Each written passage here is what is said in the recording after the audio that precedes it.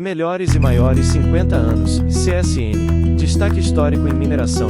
Tem na integração sua força. Hoje, 30 anos depois da privatização, a empresa tem a própria mina de ferro, também exporta o minério e investe em outros segmentos como energia e cimento. Ícone da industrialização brasileira, a Companhia Siderúrgica Nacional, CSN, foi fundada por Getúlio Vargas em 1941. Quando criada, o seu foco era transformar ferro em aço nos fornos da cidade de Volta Redonda, no interior do Rio de Janeiro. Ela era só uma siderúrgica. Logo nos primeiros anos de Melhores e Maiores, em 1975, a empresa já figurou entre os destaques do setor metalúrgico. O avanço do setor automobilístico brasileiro e de grandes obras de infraestrutura favoreceram a companhia. Na época, o Brasil vivia sob o regime militar, com alta inflação, mas conseguia manter o ritmo do chamado milagre econômico. Assim como o país, a empresa seguiu em transformação. Em 1993, foi privatizada e passou para a companhia. Estava em uma situação muito difícil, com grandes perdas, mas continuava integrada e com grande potencial para desenvolvimento. A partir da privatização, nos propusemos a ter uma empresa mais moderna, mais voltada para o futuro, maximizando os negócios e potencializando ao máximo os seus ativos, afirmou Benjamin Sendrugo, presidente da CSN, há 10 anos. E essa proposta de ser uma empresa mais voltada para o futuro trouxe resultado em menos de 10 anos. Em 2001, a companhia foi a grande vencedora de Melhores e Maiores. Naquele ano, a CSN dava início à internacionalização de suas operações, com a constituição da CSN LLC, nos Estados Unidos, e a incorporação da Lufthansa em Portugal.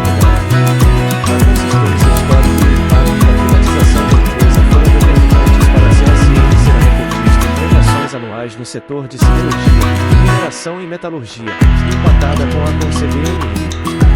Cada empresa venceu a premiação 9 vezes. Hoje, 30 anos depois da privatização, a empresa tem a própria mina de ferro, também exporta minério e investe em outros segmentos como energia e cimento. Um dos grandes diferenciais e que certamente nos trouxeram até aqui, é que a CSN mostrou, durante esses anos todos de atuação, ser uma empresa forte, corajosa e determinada. Passou por muitos desafios e soube como se posicionar perante essas mudanças, apostando em uma atuação integrada de seus 6 segmentos: siderurgia, mineração, cimentos, energia, logística e inovação e tecnologia. Nossa missão é sempre buscar a perpetuidade de nossos negócios, visando o bem-estar de nossos colaboradores, investidores e da comunidade em geral, afirma Sendrugo. Quando completou 80 anos, em 2021, a companhia lançou sua divisão de mineração na bolsa. Hoje, a CSN Mineração S.A. está entre as maiores exportadoras de minério de ferro do Brasil. A empresa está em 18 estados brasileiros e também atua na Alemanha e em Portugal. No segmento de cimentos, a CSN se consolidou como a segunda maior produtora do país, após uma série de aquisições nos últimos anos. Em 2021, o grupo comprou a LafargeHolcim, um dos maiores produtores de cimento no país na época, e a Elizabeth Cimentos, empresa do Nordeste. Todo o trabalho, segundo Sendrugo, se baseia em uma robusta cultura extra. O plano estratégico da empresa prevê investimentos de R$ 5 bilhões em projetos ambientais, sociais e de governança até 2030. São ao todo 48 projetos que devem ser contemplados nesse período. Aliado ao plano, a CSN divulgou no ano passado o seu primeiro relatório de ação climática, com metas e ações em sua estratégia de descarbonização de todas as suas operações até 2050. Futuro da CSN. Com desafios, principalmente com o aumento de custos com matérias-primas na produção siderúrgica e cimentícia, o CEO da companhia afirmou que a redução da alavancagem, que representa a saúde financeira do grupo CSN, e a busca por inovação e novas tecnologias, vão proporcionar a chance de seguir como protagonista do setor. Segundo Sendrugo, a CSN nova, criada em 2018, permitiu o desenvolvimento estratégico e ativamento de ecossistema de inovação. A plataforma busca criar e desenvolver soluções, além de contratar e construir parceiras com startups e empresas de tecnologias. Em 2020, o fundo de Venture Capital, o CSN CSN Nova Ventures recebeu aporte de R$100 milhões para investimentos. Nos últimos anos, um dos maiores desafios foi entender todas as mudanças do mercado e saber como se posicionar de forma inovadora, com cada um dos negócios trabalhando de forma independente, afirma. Uma cidade feita de suor e aço. A Companhia Siderúrgica Nacional foi o teste inicial do desenvolvimentismo. Há exatos 70 anos Getúlio Vargas assinou a criação da Companhia Siderúrgica Nacional, CSN.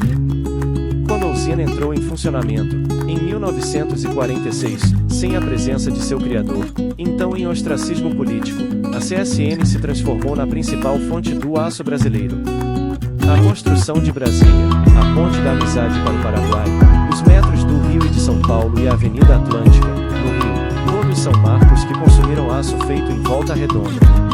A empresa, porém, não teve significado apenas econômico, mas se transformou no símbolo do Brasil do futuro, a promessa do Estado novo de independência econômica e social. O regime de Vargas queria fazer da CSN um caso exemplar na implantação das novas políticas de bem-estar social para os trabalhadores industriais. Volta Redonda seria um modelo do desenvolvimento social do país na era industrial, explica o historiador Oliver Diniz, da Universidade de Mississippi, autor do Brasil Steel City, Developmentalis, Strategic Power, and Industrial Relations em Volta Redonda, de 1941 a 1964, Stanford University Press, cuja pesquisa contou com o apoio da FAPESP. Diniz busca agora uma editora nacional para traduzir o livro. A usina foi idealizada como uma company town, cidade-empresa, com moradias subsidiadas e uma ampla rede de serviços urbanos, que seriam referência da modernidade industrial e do progresso social do Brasil. Com a CSN, o governo queria afirmar a possibilidade de relações trabalhistas sem conflitos entre capital e trabalho, encorajando a direção da empresa a aplicar as conquistas da Consolidação das Leis do Trabalho, CLT, de 1943. Ao mesmo tempo, a usina foi local dos primeiros ensaios das novas instituições de controle dos trabalhadores, como a polícia política, como certo pesquisamento.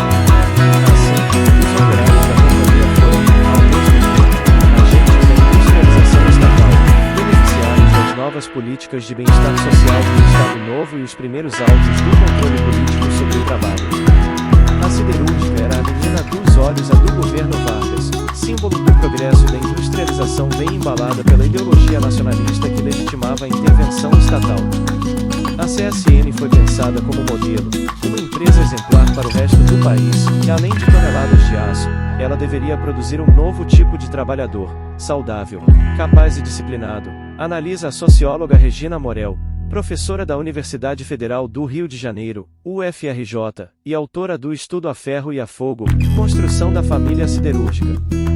Mas, como revela o estudo de Diniz, engana-se quem atribui aos trabalhadores de Volta Redonda o estereótipo de massa de manobra do getulismo e do sindicalismo corporativista em razão do recorde de 43 anos sem uma única greve de trabalhadores. Segundo ele, compreender a evolução da força de trabalho da empresa é entender os dilemas do desenvolvimentismo nacional. O sucesso do modelo de desenvolvimento que gerou a CSN dependia da capacidade do Estado de garantir uma produção contínua e crescente nas poucas empresas estratégicas produtoras de bens de capital. Isso favoreceu a posição dos trabalhadores de Volta Redonda, colocando o Estado no imperativo econômico e político de manter essa produção em marcha.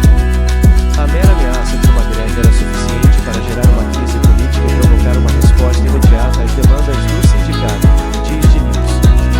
O caso da CSN é exemplar ao revelar como trabalhadores em lugares estratégicos têm o poder de conter o controle capitalista do trabalho, organizar um sindicato forte, redefinir as regras das relações industriais em seu benefício e defender ganhos salariais contra pressões políticas. Eles tinham o poder latente de subverter todo um modelo de desenvolvimento. Essa visão dá ao estudo seu caráter inovador. As interpretações sociológicas da relação entre Estado, capital e movimento operário colocam o Estado como um servo dos interesses do capital, usando seus poderes repressivos contra os trabalhadores. É preciso repensar esse modelo para entender um momento histórico em que o Estado virou administrador de uma grande empresa industrial e ganhou o papel de mediador das relações entre capital e trabalho, com a implantação das leis trabalhistas. Se adotou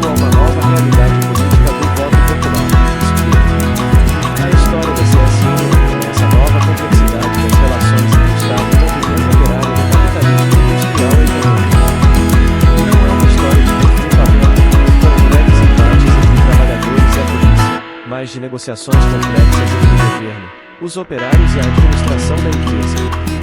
Segundo o pesquisador, os sindicatos da CSN conseguiram arrancar concessões extensas em salários e benefícios, fazendo com que a promessa trabalhista de bem-estar social do Estado Novo se transformasse em realidade em Volta Redonda. Afinal, o caminho até a construção da usina foi longo e tortuoso, como o problema siderúrgico nacional que se arrastou ao longo da história do país e só começou a se modificar após a Revolução de 1930, embora já na campanha da Aliança Liberal Vargas já se comprometia em dar uma solução sem que os brasileiros ficassem à mercê de estrangeiros, referência ao contrato de 1920 assinado entre o governo e a Itabira Iron Ore Company do empresário americano Percival Farquhar. Pelo acordo, a empresa americana se comprometia a construir uma usina siderúrgica em troca do monopólio do transporte do minério, promessa nunca concretizada. Em 1931, Getúlio declarou que a siderurgia era uma ideal, decretando nulos contratos com os americanos e anunciando a formação da Comissão Nacional de Siderurgia. Apenas com a instalação do Estado Novo, em 1937, é que a usina efetivamente se transformou em prioridade governamental e trunfo brasileiro nas relações entre o país e as duas potências rivais, Estados Unidos e Alemanha.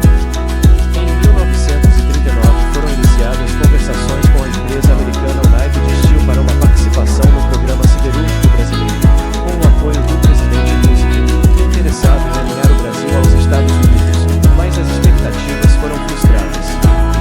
No famoso discurso a bordo do encouraçado Minas Gerais, Vargas deixou ambígua uma possível aliança com a Alemanha, arrancando do governo americano, enfim, uma resposta positiva em forma de empréstimo. Em abril de 1941 a CSN foi constituída como empresa de capital misto, sendo inaugurada apenas em 1946, na administração Dutra. No auge das obras chegaram a trabalhar em Volta Redonda quase 10.000 homens e a usina ganhou o status de instalação militar de segurança nacional.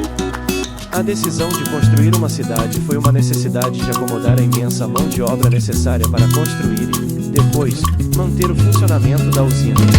O ideal da CSN era procurar homens de origem rural que vieram para as obras a fim de que se sensibilizassem para trabalhar na usina criando uma comunidade de famílias trabalhadoras, desde isso.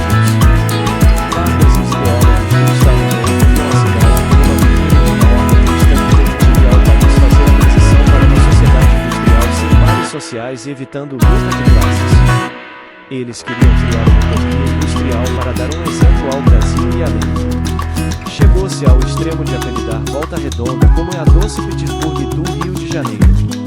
Para concretizar essa visão da família siderúrgica, a CSN usou todo o poder coercivo de um Estado autoritário, sempre embalado numa ideologia de paternalismo católico com uma agenda de desenvolvimento econômico e social. A promessa era transcender a racionalidade do capitalismo industrial, observa o pesquisador. Embora a realidade não desse conta do mito, o discurso conquistou o imaginário dos brasileiros. Desde o início, a CSN procurou criar uma cultura de orgulho e lealdade com base em valores cristãos, que combinava noções de dever e disciplina com generosos serviços sociais como moradia, tratamento médico, escola para crianças e atividades de lazer. A direção esperava que essa cultura trouxesse aumentos de produtividade. Ao mesmo tempo, a CSN exercia um controle total sobre a vida dos moradores da Companital, estendendo o domínio da empresa ao âmbito privado dos trabalhadores por meio de vários mecanismos de disciplinamento. As casas variavam em localização, tamanho e comodidades em função da ordem hierárquica da empresa, inscrevendo-se no espaço urbano essa hierarquia, prescrevendo a cada um o seu lugar, nota a pesquisadora Regina Morel da UFRJ. A direção instruía os trabalhadores a se pensarem como soldados a construindo um Brasil melhor, em que o sacrifício de todos seria recompensado com a segurança econômica e com a vida confortável de uma cidade moderna. Para tanto, era imprescindível uma cultura católica. Volta Redonda foi também o balão de ensaio da Igreja Brasileira, então em boas relações com o Estado Novo, sobre formas de ação no mundo laico do trabalho, empregando novas estratégias de integração com os fiéis. Por uma ironia, em menos de 10 anos a igreja local, antes fonte do poder paternalista, se transformou de instrumento em oposição à CSN. Nos anos 1980 ainda existia uma forte cultura de catolicismo entre os sindicalistas, mas não da antiga obediência e disciplina, e, da Teologia da Libertação, que, por sua vez, perdeu força social e política nos anos 1990, após a privatização da usina e a chegada das igrejas evangélicas. Outra das especificidades da CSN é a origem do seu sindicato, cuja criação não contrariou os desejos da diretoria da empresa, antes teve o seu aval. A criação do sindicato foi reforçar a fórmula corporativa de controle do movimento de trabalhadores, visando garantir a sua articulação à usina, por extensão, ao governo, observa a região. A partir de então, o caráter estatal terá um peso importante nas escolhas do sindicato, nas reivindicações e nas posições contraditórias assumidas ante a CSN. Mas, apesar disso e da ausência de greves, o sindicato foi um veículo importante de conquista dos direitos de cidadania. Com o passar do tempo, o paternalismo do início foi perdendo sua força. Nos anos 1950, por causa das novas exigências de produtividade do processo de industrialização, a empresa adotou novas formas de racionalização que aumentaram a individualização e a hierarquização dos trabalhadores e um controle mais rígido sobre os processos de trabalho, afirma a pesquisadora. Além disso, houve a aposentadoria, nos anos 1970, da primeira geração de trabalhadores, altamente identificada com a companhia por causa do passado paternalista, um grupo que construíra sua identidade profissional dentro da usina, e as novas gerações tinham muito menos envolvimento com a CSN, explica a socióloga Vilma Mangabeira, professora da Universidade de Middlesex, Inglaterra, e autora do livro Os Dilemas do Novo Sindicalismo, Democracia e Política em Volta Redonda. Se, no passado, a identidade dos operários se apoiava na história da empresa e nas diferenças entre seus empregados e os de outros setores, agora eles se aproximavam de outros grupos operários fora da usina. As gerações mais jovens não se ligavam mais à noção de trabalhador de estatal, mas ao conceito de operário metalúrgico. Nos anos 1960, a CSN começou a se retirar das responsabilidades sociais e o paternalismo declinou. O golpe de 1964 intensificou essa queda e uma nova identidade trabalhista. O regime militar, que ocupou a companhia com tropas após a queda de Goulart, optou por um desenvolvimentismo com muito pouco trabalhismo. A crença entre os militares era que a grande contribuição da CSN ao desenvolvimento brasileiro era produzir grandes quantidades de aço de boa qualidade e os direitos ao bem-estar social da agenda trabalhista não deveriam interferir nessa missão, observa de News. Ao mesmo tempo que procuravam preservar e ampliar benefícios, os trabalhadores tentaram manter o modelo paternalista e ter acesso direto às garantias da CLT, passando de membros da família siderúrgica a cidadãos brasileiros, diz Regina. No caso da CSN mostra como a CLT, apesar do seu caráter corporativista, pode, em algumas situações, criar transformações nas formas de controle da força de trabalho e construir uma concepção de cidadania, avalia. Mas o sindicato forte que conseguirá altos salários, muito superiores aos da média de empresas privadas, e muitas outras concessões nos anos 1950 e início dos anos 1960 bateu-se com a chegada do regime militar. Os militares prenderam líderes sindicais nestes anos, caçaram direitos políticos de muitos deles e intervieram no sindicato colocando uma junta que cooperava com a direção da CSN no corte de gastos. Apesar disso, o poder do sindicato conseguiu melhorias salariais em tempos de indexação salarial, fala de News. Segundo o pesquisador, entre 1968 e 1983 a principal preocupação das lideranças sindicais era manter as boas relações com os governos militares a fim de preservar esse status privilegiado dos trabalhadores da CSN. O sindicato evitou um confronto aberto com a empresa e a maior oposição à companhia vinha dos movimentos sociais católicos, fortes na periferia da cidade, onde viviam os trabalhadores menos privilegiados. O sindicato juntou forças com esses grupos depois da eleição de Juarez Antunes, ligado à Central Única dos Trabalhadores, CUT, e partidos de esquerda, PT e PDT, levando à radicalização do movimento nos anos 1980. O país, lembra de News, passava por uma forte crise econômica, o que levou o Estado a pressionar a CSN para diminuir gastos, uma medida que detonou a greve de 1988, a mais famosa e violenta, ainda que não a primeira de uma série deflagrada nos anos 1980 sob a liderança da CUT, foi, porém, a primeira com baixas, no esteio de uma longa tradição do Estado brasileiro de responder a crises da CSN usando as Forças Armadas. A divisão entre o grupo ligado à CUT, no começo dos anos 1990, deu espaço para a eleição de uma chapa ligada à força sindical, o que facilitou o processo de privatização, oposto ao desejo da central. As consequências da privatização da CSN foram sentidas, acima de tudo, em Volta Redonda, com ondas de demissões que mudaram o perfil social e econômico da cidade e acabaram com qualquer resíduo do laço paternalista entre a companhia e a cidade. O movimento sindical dos anos 1980 e as greves adiaram esse processo, mas era claro que a empresa tinha que diminuir a força de trabalho para competir com outras indústrias domésticas, analisa o pesquisador. Não podemos, porém, dizer que a privatização tenha resolvido o grande problema da CSN, da posição estratégica de seus trabalhadores, ou seja, a capacidade que eles tinham de, a partir desses postos fundamentais na escala de produção, organizar uma greve geral, paralisar a usina e, com isso, partes importantes da economia nacional. A privatização viabilizou a usina como empresa comercial dentro da lógica do capitalismo, mas não aboliu essas posições estratégicas, afirma o pesquisador. Houve literalmente um projeto corporativista na era Vargas que pretendia reconstruir o Brasil como uma nação moderna sustentada por uma aliança do Estado com o capital e os trabalhadores, e a CSN foi concebida como o lugar onde essa visão do futuro do país seria realizada no presente. Volta Redonda era a versão em pequena escala desse novo mundo. Segundo Diniz, nos dois governos de Vargas houve pressão para que a direção da companhia implantasse os serviços sociais e as leis trabalhistas da CLT de forma exemplar e os metalúrgicos entenderam esse status especial. Os sindicatos sempre apresentaram suas demandas como justa recompensa pela contribuição que os trabalhadores davam ao desenvolvimento do país. Assim, usaram o discurso desenvolvimentista para justificar suas demandas, as quais, no longo prazo, agravaram os problemas financeiros da CSN, indiretamente, contribuíram para a crise do desenvolvimentismo e para o governo militar de 1964. Assim, continua o pesquisador, embora não fosse responsável direto pelo fracasso do desenvolvimentismo, o sucesso do sindicato criou problemas para esse modelo desenvolvimentista nacional, já que suas vitórias acabaram por diminuir os benefícios econômicos trazidos pela CSN ao Brasil.